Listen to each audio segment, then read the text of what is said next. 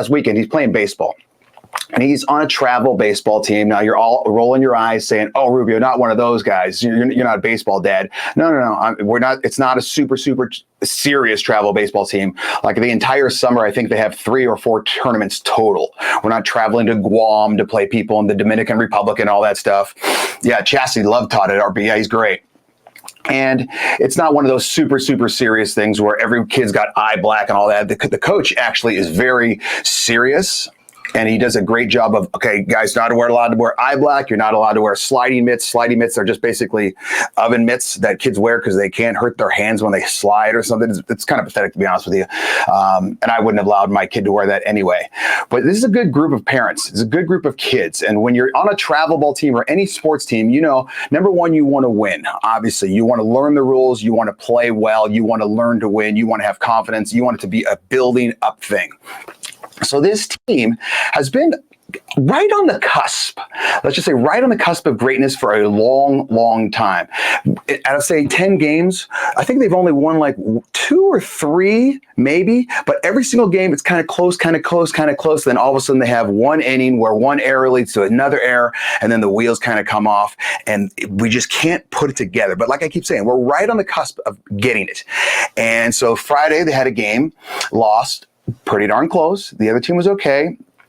Saturday had a game and they won, and they did really well. And you could see everything, the wheels were starting to move. Okay, the parents got together, everyone's talking like, okay, everyone knows we're right here. We can do this. We just need to have one error, not be an error. This one pop fly, this one hit, you know, one guy instead of backing out just gets hit with a ball.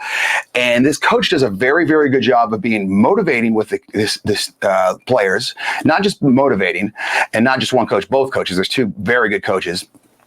Not only being motivating, but teaching, but still being strict.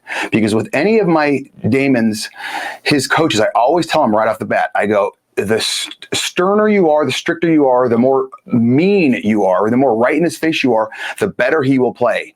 If you are too nice to him, he will take advantage of you. You won't know he's taking advantage of you, but he will be. He will be very lazy. He's just like every other 13-year-old boy. He's very lazy, but as soon as he likes something, he gets going. So I've told the coach, you got to drive him. You've got to push him. And he does. And he does a very good job of it. So Sunday, there's a game going on, and we're playing a team that's really chirpy. The parents are chirpy. Everything's, you know, they got yelled at like 5 different times for, okay, you can't do this with the trash can because they were banging it. Parents, you got to be over here. You can't say this. Kids, you can't whistle when the kid's pitching. And then finally, some guy who's sitting behind me comes up and goes, oh, we've had the same issue with this team when we played them on Friday. They even would start to talk about our coaches and their families. I'm like, what are you talking about? This is 13-year-old baseball. All right. So we're playing on this game on Sunday in the morning, and it's kind of, it's getting there. It's going, and it's back and forth. And all of a sudden, 6-5, we're winning. It's bottom of the 5th. We're going to 7 innings. Our guy catches the ball on first base, and they have a runner come, and the runner, boom, tries to knock the ball out, and it's called interference. So simple thing. And what happens is, it's just like a known thing in baseball. Like, you don't do that. You're a jerk if you do it, and you just don't interfere with the first baseman. Just like you can't like mess around with a goalie in hockey. It's just like one of those unwritten rules. You just don't do it. That's why you never see fights break out amongst the goalie, because it's just a known thing. He's there. You don't bother him. All right. So our coach proceeds to, and mind you, we're in the semifinal game here. We win this, we're going to the championship game right after. He proceeds to go to the umpire and say, hey, just giving you a heads up, I don't know if you saw it from your angle, but that guy totally interfered, and he legit tried to smack the ball out. Like, it wasn't like a tap, it was a bam, like that. Like if he was coming in hot at him. And the umpire was like, okay, I'm going to keep an eye on it. I apologize for that. Didn't see it. And then their coaches start to chirp at our coach, like, oh, you're crazy, you can see this, blah, blah, blah, blah. And our coach kind of walks over just a little bit.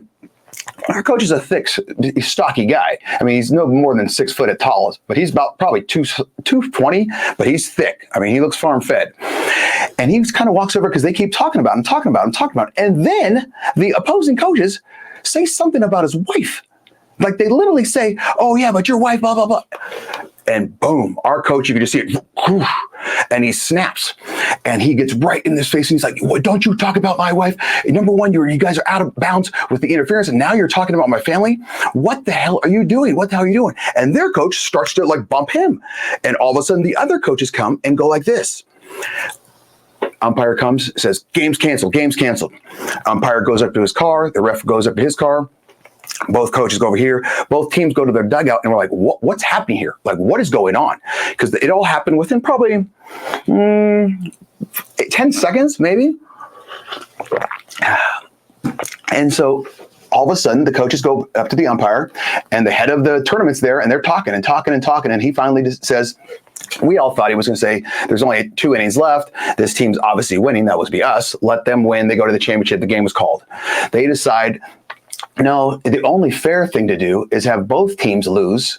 And so the team that was waiting to play us, they're awarded the championships. And so that coach who was right behind me goes, well, this is stupid.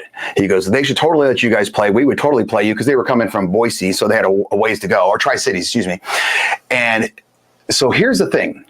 Our team lost the championship because of our coach's actions. Now, do I think we would have kept winning that game? Yeah, I do. Do I think we would have won the championship? I don't know. We had a good run. Now, let me repeat myself. Our coaches caused us to be in the championship, but I honestly think that all of our players, all of our sons, learned a better lesson than winning a championship. Would they have been excited to win that championship? Oh, hell yeah, they would have. They would have been ecstatic. They would have loved it. The parents would have loved it. They would be wild. They would be so excited. But in the long run, I think they're going to learn more from watching their coach stick up for them and stick up for his family. In the long run, I think they're going to learn more from that. They lost the first game. They won the second. They won the third when all hell breaks loose. And in the end, the team did not win the championship, but they learned what it's like to truly be a champion. Jenna, I'm out.